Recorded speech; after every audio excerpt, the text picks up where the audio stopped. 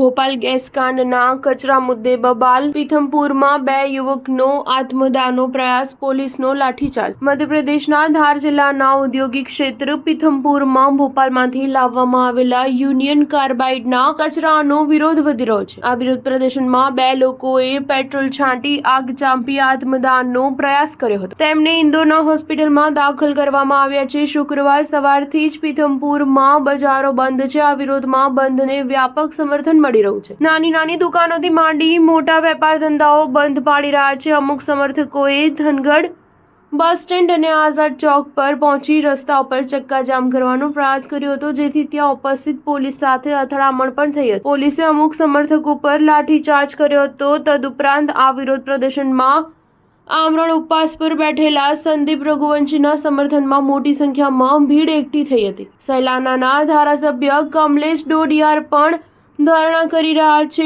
જાહેર પરિવહન તેમજ ઔદ્યોગિક ક્ષેત્રોમાં કારખાનાઓ ચાલુ છે। વિસ્તારમાં પોલીસ દળ ચુસ્ત બંદોબસ્ત સાથે ઉપસ્થિત છે। ધારમાં લાઠીચાર્જ મુદ્દે કોંગ્રેસે ભાજપ સરકારને ઘેરી લીધી છે। કોંગ્રેસના ધારાસભ્યએ પૂછ્યું છે કે શું મધ્યપ્રદેશમાં લોકતંત્ર છે? પીથમપુરમાં યુનિયન કાર્બાઇડના ઝેરી કચરાની ઠાલવણી અને સળગાવવાનો વિરોધ કરી રહેલા લોકો પર લાઠીચાર્જ થઈ રહ્યો છે।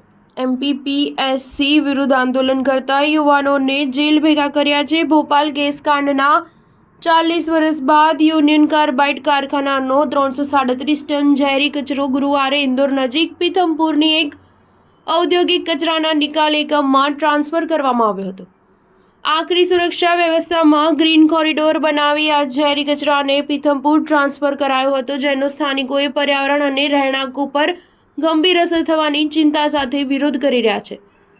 મધ્યપ્રદેશના ડેપ્યુટી સીએમ રાજેન્દ્ર શુક્લાએ જણાવ્યું કે સરકારે પહેલા જ સ્પષ્ટ કહી દીધું છે કે કચરો હવે હાનિકારક નથી। આ ઘટનાના 25 વર્ષ બાદ પણ તેની અસર ખતમ થઈ નથી। પીથમપુરમાં પણ કચરો સળગાવવા પર કોઈ નુકસાન નથી। કોંગ્રેસ યુનિયન કાર્બાઇડના નામે રાજકારણ રમી રહી છે। સ્ટાર ન્યૂઝ 7 હંમેશા સચ્ચાઈની સાથે।